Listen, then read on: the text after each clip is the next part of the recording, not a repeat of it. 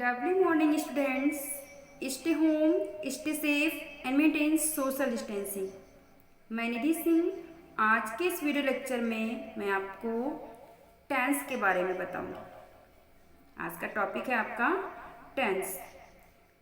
Tense को हिंदी में काल कहते हैं और काल का मतलब होता है समय। टॉपिक है टेंस। टेंस को हिंदी में हम काल कहते हैं और इसका मतलब होता है, अर्थ होता है काल का समय। देखिए, सबसे पहले हम टेंस की डेफिनेशन देख लेते हैं। डेफिनेशन को हिंदी में परिभाषा कहते हैं। क्या कहते हैं? परिभाषा। यानी हम सबसे पहले टेंस यानी काल यानी समय की परिभाषा देख लेते हैं, किस प्रकार से हमारा समय बदलता है। Tense is a form of a verb that shows if something happens in the past, present or in future. फिर से देखिए, tense is a form of a verb that shows if something happens in the past, present or in future. देखिए, ये जो definition English में लिखी हुई है इसका हिंदी मीनिंग है टेंस यानी काल किसी भी वाक्य में क्रिया का वह रूप है जिससे यह पता चलता है कि कोई भी कार्य भूत, वर्तमान या भविष्य किस काल में होने वाला है या होगा। चलिए देखते हैं, काइंड्स ऑफ टेंस के बारे में देखते हैं। काइंड्स ऑफ टेंस, काल के प्रकार। There are mainly three kinds of tense. मुख्य रूप से टेंस तीन प्रकार के होते हैं। देखिए कौन कौन से। फर्स्ट नंबर है प्रेजेंट टेंस। प्रेजेंट टेंस को हिंदी में क्या कहते हैं? वर्तमान काल। नंबर 2 पास्ट टेंस, इसका हिंदी मीनिंग, इसे पास्ट टेंस को हम हिंदी में भूतकाल कहेंगे। फ्यूचर टेंस, भविष्यत काल। अब वर्तमान काल, भूतकाल और भविष्यत काल के बारे में समझ लीजिए। वर्तमान वो समय जो हम जिस समय में कार्य कर रहे हैं, यानी वर्तमान हमारा, हम जिस टाइम कोई भी कार्य कर रहे हैं वो हमारा क्या होता है? वर्तमान। भूतकाल, कोई भी कार्य हमने पहले किया था यानी बीते हुए समय को हम क्या कहते हैं? भूतकाल। भविष्यत काल, आने वाला समय। जैसे मैं किताब पढ़ती हूँ तो किस में चला गया? वर्तमान काल। मैं किताब पढ़ती थी, वो किस टेंस का हमारा वाक्य हो जाएगा? भूतकाल का, क्योंकि पढ़ती नहीं हूँ, पढ़ी थी। भविष्यत काल का, इसी का वाक्य हमारा क्या बन जाएगा? मैं किताब पढ़ूंगी। मैं किताब पढ़ूंगी तो यह वाक्य भविष्यत काल में चला जाएगा। यानी अभी ना तो हम पढ़ रहे हैं ना हमने पढ़ी है, क्या करेंगे? पढ़ेंगे, सोचेंगे पढ़ने के लिए भविष्य के बारे में। तो टेंस मेन रूप से तीन प्रकार के होते हैं। प्रेजेंट टेंस वर्तमान काल, पास्ट टेंस भूतकाल, फ्यूचर टेंस भविष्यत काल।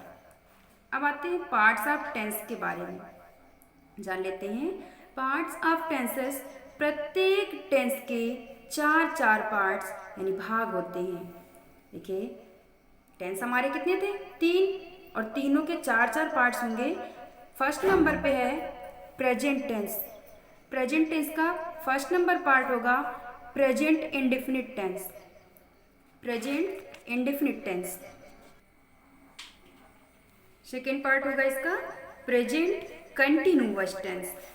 Third number present perfect tense. Fourth one is the present perfect continuous tense. तीन टेंस होते हैं और तीनों टेंस के चार पार्ट होते हैं। वो हमारे कौन कौन से होते हैं? Indefinite, continuous, perfect and perfect continuous. इसी प्रकार से टेंस नंबर 2 पास्ट टेंस के पार्ट्स को देख लेते हैं। पास्ट टेंस का फर्स्ट पार्ट हमारा क्या हो जाएगा? Past indefinite tense. Second past continuous tense. Third past perfect tense. Fourth past perfect continuous tense. Tense number 3 के बारे में देखते हैं, इसके पार्ट्स देख लेते हैं। Future tense, future indefinite tense, future continuous tense, future perfect tense, future perfect continuous tense. ये मैंने अलग अलग इसलिए बताया है क्योंकि आपसे कोई अगर ये कह दे बेटा पास्ट टेंस के पार्ट बताइए, तो क्या आप बता दोगे indefinite continuous perfect perfect continuous? नहीं, future indefinite tense, future continuous tense, future perfect tense, future perfect continuous tense. कह दिया जाए कि प्रेजेंट टेंस के पार्ट्स बताइए, तो present indefinite tense, present continuous tense, present perfect tense, present perfect continuous tense. चलिए, अभी तक आप लोगों ने पढ़ा kinds of tense and parts of tense. अब आते हैं फर्स्ट टेंस के फर्स्ट पार्ट के बारे में देखते हैं। पहला टेंस हमारा क्या था? Present tense. प्रेजेंट टेंस का पहला पार्ट क्या था? Present indefinite tense. क्या था? Present indefinite tense. अब प्रेजेंट इंडेफिनिट टेंस की आइडेंटिफिकेशन यानी परिभाषा को, पहचान को समझ लेते हैं। किस प्रकार से हम पहचानेंगे कि कोई भी वाक्य हमारा प्रेजेंट इंडेफिनिट का है, कैसे पहचानेंगे? इस टेंस के हिंदी वाक्यों में, इस टेंस के हिंदी वाक्यों में क्रिया के अंत में ता है, ती है, ते हैं, ता हूँ, ती हूँ आदि शब्द आते हैं, तो हमारा क्या होता है? प्रेजेंट इंडेफिनिट टेंस का वाक्य हो जाता है। कब? जब क्रिया के अंत में ता है, ती है। अगर आपसे कह दिया जाए कि वह सीता है, तो क्या वह सीता है हमारा? सीता कोई क्रिया है? नहीं। सीता के आगे सबसे लास्ट में मैंने ता देखा, हमने कह दिया प्रेजेंट इंडेफिनिट का है। कभी नहीं, नेवर। सीता हमारा नाउन है। सीता किसी लड़की का नाम है, ना कि वो क्रिया। इसलिए ध्यान देंगे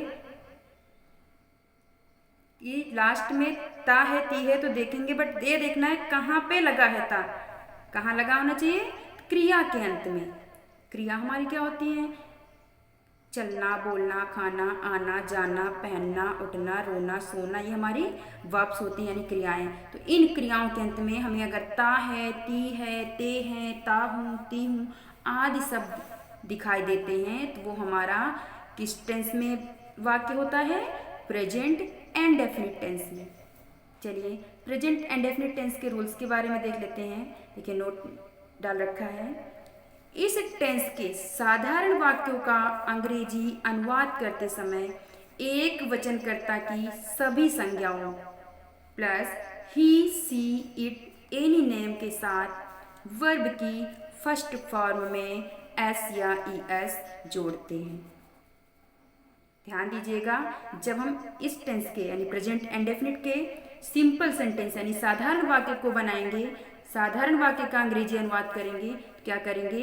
एक वचनकर्ता की सभी संज्ञाओं तथा ही, सी, इट, एनी नेम के साथ वर्ब की फर्स्ट फॉर्म में एस आई एस जोड़ेंगे। जैसे गो, गो मीन्स जाना, लिखा हो वह जाता है, क्या लिखोगे? ही गो? नहीं, गो के साथ हमें क्या ऐड करना है? एस या ई एस। तो क्या हो जाएगा हमारा? गोज। देखिए, लिखा हुआ है वह जाता है, ही गो। अभी ये सेंटेंस नहीं क्लियर हुआ? क्यों? क्योंकि ही क्या है हमारा? सिंगुलर नंबर प्रोनाउन है ना, एक वचन कर्ता का सर्वनाम है, इसलिए इसके साथ हमें अभी एस आई एस जोड़ना है, क्योंकि हम प्रेजेंट इंडेफिनिट का सिंपल सेंटेंस ट्रांसलेट कर रहे हैं। तो इसका क्या हो जाएगा? ही गोज, वह जाता है। This one is right and this one is wrong. देखिए, second number, I, you, we, they तथा सभी बहुवचन कर्ता की संज्ञाओं के साथ केवल वर्ब की फर्स्ट फॉर्म का ही प्रयोग करते हैं। आई, यू, वी, दे तथा सभी बहुवचन कर्ता की संज्ञाओं के साथ केवल वर्ब की फर्स्ट फॉर्म का ही प्रयोग करते हैं। यानी यस या ईएस नहीं जोड़ते हैं। क्यों? क्योंकि ये हमारे प्लूरल नंबर में आते हैं, यानी बहुवचनकर्ता की संज्ञा के साथ में हम वर्ब में एस या ईएस नहीं ऐड करेंगे। एग्जाम्पल है, वे हंसते हैं, वे हंसते हैं, दे लॉफ। लड़कियां गाती हैं, अगर कह दिया जाए लड़कियां गाती हैं तो लड़कियां क्या हो जाएंगी, हमारी बहुवचनकर्ता में आ जाएंगी ना। गर्ल, गर्ल मीन्स लड़की, गर्ल का प्लूरल क्या हो जाता है, गर्ल्स। गर्ल्स सिंग, लड़कियां गाती हैं, गर्ल्स सिंग। देखिए, he she it any name plus singular noun, S for singular, N for noun. Singular noun क्या हम ऐड करेंगे, कैसे बनाएंगे, वर्ब की first form plus S I S. जैसे रीड हमारी वर्ब है, इसमें मैंने एस ऐड किया, क्या हो जाएगा, रीड्स। क्या हो जाएगा, reads. I, you, we, they plus plural number noun. Plural noun क्या हो जाएगा, इसमें हम वर्ब की फर्स्ट फॉर्म का ही प्रयोग करेंगे, only read, not S I S. एक वचनकर्ता की संज्ञाओं के साथ में वर्ब में एस आई एस जोड़ना है, और वो भी कब, जब हम सिंपल सेंटेंस ट्रांसलेट कर रहे होंगे, only in simple sentence. I, you, we, they plus plural nouns, only verb की फर्स्ट फॉर्म। देखिए, नेगेटिव सेंटेंस में क्या होता है, he, she, it, any name plus singular nouns में does not, helping verb does not plus verb की first form. अब हम वर्ब में एस आई एस नहीं जोड़ेंगे, ऑलरेडी यहाँ पे एस आई एस मुझे मिल रहा है। I, you, we, they plus plural number noun, इसके साथ में हेल्पिंग वर्ब डू नॉट का यूज करके वर्ब की फर्स्ट फॉर्म का यूज करेंगे। चलिए स्ट्रक्चर्स की सहायता से देख लेते हैं, जिससे हमें ट्रांसलेट करने में आसानी हो जाए थोड़ा सा। देखिए, सिंपल सेंटेंसेस, साधारण वाक्य, इसका स्ट्रक्चर है। सबसे पहले हम क्या लिखेंगे, सब्जेक्ट। सबसे पहले वाक्य में क्या आता है, सब्जेक्ट, कब, सिंपल सेंटेंस में subject, then verb first plus S I S. अगर हमारा सिंगुलर नंबर नाउन होता है तो एस आई एस का यूज करेंगे वर्ब में, एंड प्लूरल होता है तो ओनली वर्ब की फर्स्ट फॉर्म, प्लस ऑब्जेक्ट। अगर वाक्य में ऑब्जेक्ट आता है तो वर्ब के बाद में ऑब्जेक्ट आएगा प्लस एटसेट्रा वर्ब, उसके बाद अन्य शब्द। जैसे राम एक पत्र लिखता है, राम हमारा क्या हो गया, सब्जेक्ट हो गया, एक पत्र क्या हो गया, ऑब्जेक्ट हो गया, यानी कर्म हो गया, लिखता है ये हमारी क्रिया हो गई। तो राम एक पत्र लिखता है। अब इसको हमें इससे देख करके बनाना है। देखिए, सबसे पहले क्या करना है, सब्जेक्ट, सब्जेक्ट हमने क्या बताया, राम, तो राम की अंग्रेजी राम हो गई। अब क्या करना है, वर्ब, वर्ब लिखना है ना। यहाँ पे हमें क्या दिख रहा है, इसके बाद ऑब्जेक्ट, बट हमारा ये स्ट्रक्चर क्या कह रहा है कि हमें सब्जेक्ट के बाद जस्ट आफ्टर क्या यूज करना है, वर्ब। तो हमारी वर्ब क्या है, लिखता, यानी लिखना। लिखना की क्या होती है, राइट। अब राइट में हमने एस क्यों लगाया, क्योंकि राम हमारा क्या है, सिंगुलर नंबर नाउन, एक वचनकर्ता की संज्ञा है, इसलिए हमने वर्ब में यानी राइट में एस जोड़ दिया। क्या हो गया, राम राइट्स। देन ऑब्जेक्ट का यूज करना है।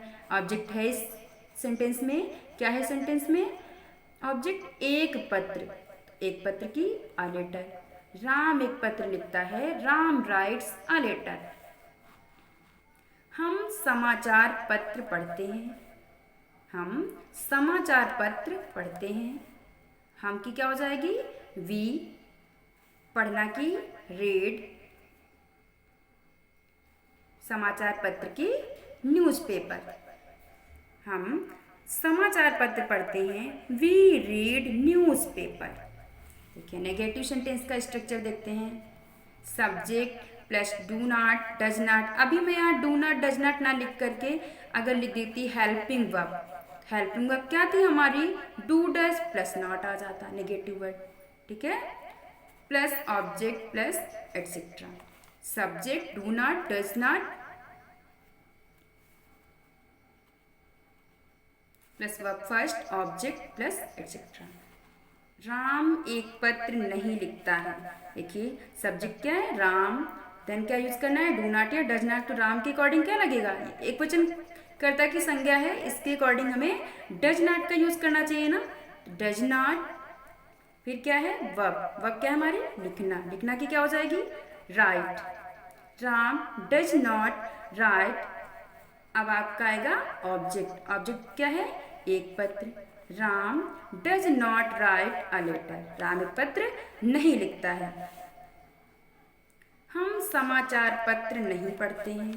We do not read the newspaper, we do not read the news paper.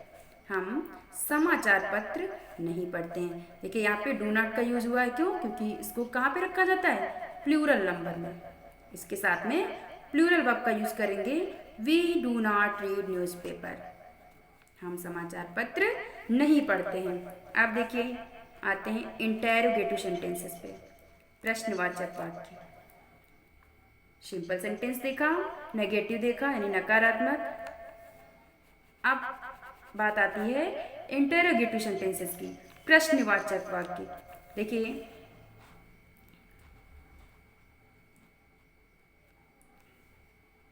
Interrogative sentences यानी प्रश्नवाचक वाक्य दो प्रकार के होते हैं। क्या आपने सिंपल सेंटेंस और नेगेटिव सेंटेंस के बारे में ऐसा देखा, नहीं। नेगेटिव दो प्रकार के हैं या सिंपल दो प्रकार के, ऐसा तो नहीं है ना।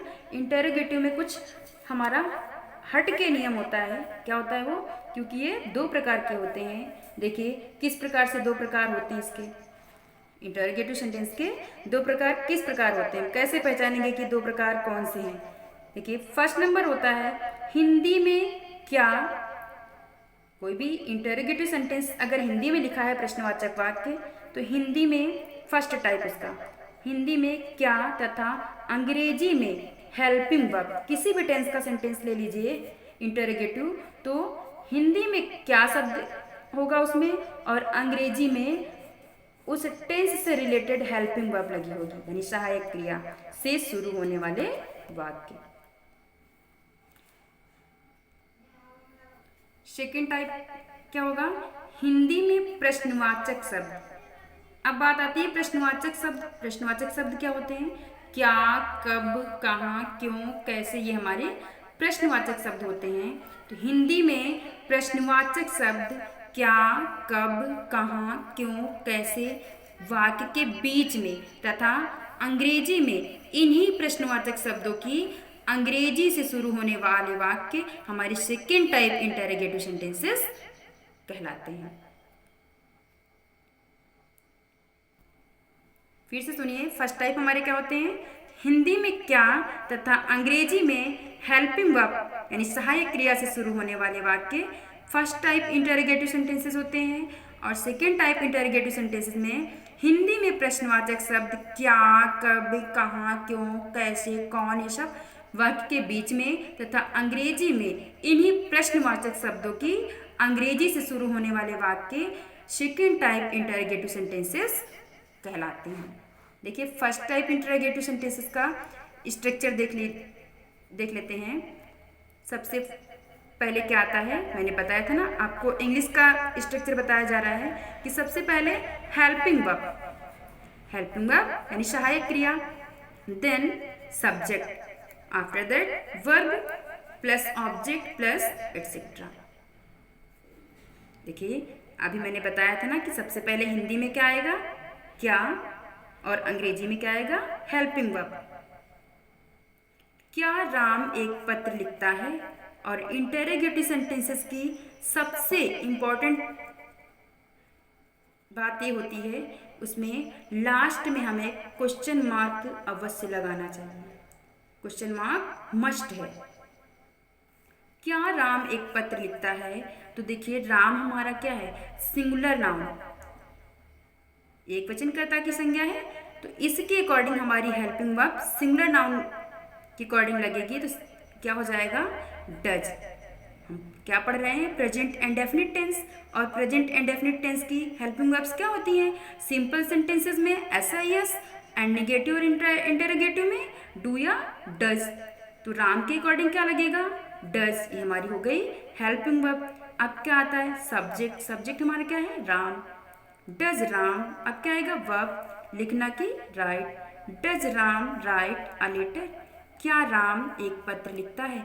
एक बात ध्यान दीजिएगा, अभी तक मैंने आपको जो भी एग्जाम्पल्स बताए वो फर्स्ट नंबर में जो था सिंपल सेंटेंसेस का, वही आपका example negative, interrogative first type, interrogative second type में क्यों चला रहा है। उसका रीजन है कि आपको ट्रांसफॉर्मेशन में दिक्कत नहीं होगी। अभी आप लोग इसके बाद पढ़ेंगे changement, negative sentence, interrogative sentence and simple sentence. Simple को नेगेटिव में चेंज करिए, नेगेटिव को इंटरोगेटिव बनाइए, या नेगेटिव का सिंपल बनाइए।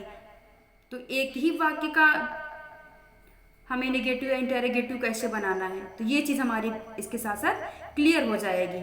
क्योंकि इससे सबसे पहले आपने क्या पढ़ा था, राम एक पत्र लिखता है, फिर पढ़ा राम एक पत्र नहीं लिखता है। वो राम एक पत्र लिखता है, उसका नेगेटिव क्या हो गया, राम एक पत्र नहीं लिखता है, Ram doesn't write a letter.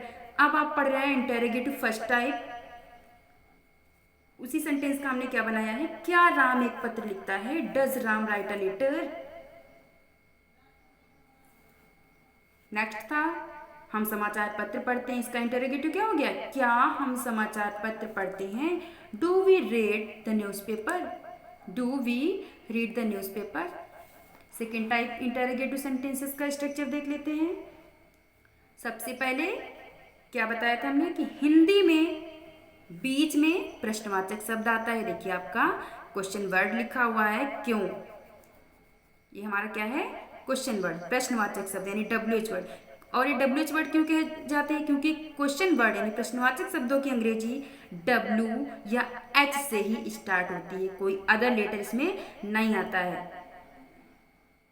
या तो W से या फिर H से स्टार्ट होते हैं हमारे क्वेश्चन वर्ड्स, इसलिए हम इनको WH वर्ड भी कहते हैं। WH word plus helping verb plus subject plus verb first plus object plus etcetera. देखिए राम एक पत्र क्यों लिखता है, तो सबसे पहले हमें क्या लिखना है, WH वर्ड यानी क्वेश्चन वर्ड की अंग्रेजी क्यों, क्यों की अंग्रेजी क्या होती है, वाई। देन हेल्पिंग वर्ब, अब राम के अकॉर्डिंग क्या लग जाएगा, does, why does Ram write a letter, why does Ram write a letter, Ram एक पत्र क्यों लिखता है। हम समाचार पत्र कब पढ़ते हैं, यहाँ पे कब हमारा प्रश्नवाचक शब्द है, तो इसकी अंग्रेजी सबसे पहले लिखेंगे तो क्या हो जाएगा, व्हेन। अब हम की क्या होती है, वी, तो वी के अकॉर्डिंग हेल्पिंग वर्ब डू का यूज करेंगे, तो व्हेन डू, अब हमारा सब्जेक्ट क्या है, हम, when do we read the newspaper, हम समाचार पत्र कब पढ़ते हैं। देखिए बहुत ही इम्पॉर्टेंट बात मैंने नोट कर रखी है, अगर क्वेश्चन वर्ड कौन आ जाता है, जैसे कौन पत्र लिखता है, कौन पत्र लिखता है, पत्र कौन लिखता है, तब हम क्या करेंगे, क्या हम यही स्ट्रक्चर यूज करेंगे, नहीं, रॉन्ग हो जाएगा। क्यों, क्योंकि उसमें कोई अदर सब्जेक्ट तो मिलता नहीं, हमारा कौन जो है वही क्वेश्चन वर्ड हो जाएगा, वही हमारा सब्जेक्ट, किसी पर्सन के बारे में बात करी जाएगी, प्रश्न पूछा जाएगा कौन, तो क्या उसके साथ में आंसर भी मिला देंगे, कौन राम पत्र लिखता है, नहीं, कौन पत्र लिखता है। इसलिए यहाँ पे जो हु क्वेश्चन वर्ड है, इसके साथ में हम हेल्पिंग वर्ब नहीं यूज करके क्या करेंगे, यहाँ पे प्रेजेंट एंड डेफिनिट में डायरेक्ट वर्ब की फर्स्ट फॉर्म में SIS का यूज कर देंगे अकॉर्डिंग टू वर्ब। अगर कहा जा रहा है कि कौन कानपुर जाता है, तो हु गोज टू कानपुर, तब यहाँ पे गो के साथ में ES का यूज हो गया। कौन पत्र लिखता है, who writes letter, who writes letter, तब हमारा ओनली S का ही यूज होगा, क्योंकि राइट्स में ऑलरेडी E लगा होता है, इसलिए हम क्या करेंगे, ओनली S जोड़ेंगे। आई बात समझ में। तो ध्यान दीजिएगा, अगर क्वेश्चन वर्ड कौन आता है देन आपको ये फंडा ना यूज करके आपको ये फंडा यूज करना है। ओके, अब आज आपको प्रेजेंट एंड डेफिनिट से रिलेटेड एक्सरसाइज के रूप में कुछ सेंटेंस में आप यहाँ पे नोट कर रखी हूँ, जो आपको अपनी कॉपी पर ट्रांसलेट करने होंगे। लिखा हुआ है, translate the following sentences into English. निम्नलिखित वाक्यों का अंग्रेजी में अनुवाद कीजिए। निम्नलिखित वाक्यों का अंग्रेजी में अनुवाद कीजिए। देखिए, फर्स्ट सेंटेंस है आपका, राम अपने घर जाता है। राम अपने घर जाता है। तुम क्रिकेट खेलते हो। थर्ड नंबर है, कुत्ते भौंकते हैं। भौंकना की बार्क होती है, BARK, जिसको ना मालूम हो नोट कर लीजिएगा। सूर्य पूर्व में निकलता है। पूर्व की ईस्ट होती है और निकलना की राइज होती है, RISE, राइज। वे गंगा जी में स्नान करते हैं। स्नान करना की सबको पता होगी। 6 नंबर है, मैं क्रिकेट नहीं खेलता हूँ। 7 नंबर है, ये लड़कियां गीत नहीं गाती हैं।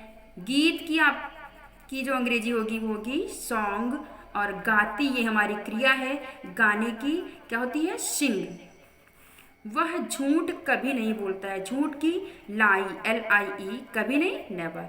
बोलना की यहाँ पे टेल का यूज होगा। स्पीक का यूज ना करके झूठ बोलने के लिए टेल अलाई का यूज करेंगे। 9 नंबर है, तुम किसको पढ़ाते हो। किसको, अब इसमें आपको प्रॉब्लम होगी। किसको के लिए टू whom का यूज करेंगे, टू whom। 10 नंबर है, क्या तुम अब सोते हो। क्या तुम अब सोते हो। नेक्स्ट है, वह कहाँ सोता है। 12 नंबर है, क्या चपरासी घंटी नहीं बजाता है। क्या चपरासी घंटी नहीं बजाता है। Next one is that, Ram का भाई शतरंज नहीं खेलता है। शतरंज की होगी चेस, CHESS, चेस। नेक्स्ट है, क्या तुम अपनी छोटी बहन को अंग्रेजी पढ़ाते हो। लास्ट वन इज दैट, वे यहाँ कब आते हैं। वे यहाँ कब आते हैं। आज के वीडियो में इतना ही। मिलते हैं नेक्स्ट वीडियो में। नेक्स्ट पार्ट प्रेजेंट कंटिन्यूअस के बारे में बताया जाएगा। आशा करती हूँ आप सभी लोग बहुत अच्छे से इस टेंस, प्रेजेंट एंड डेफिनिट के बारे में बहुत अच्छे से प्रिपरेशन करेंगे। Thanks, bye bye, take care, have a nice day to all.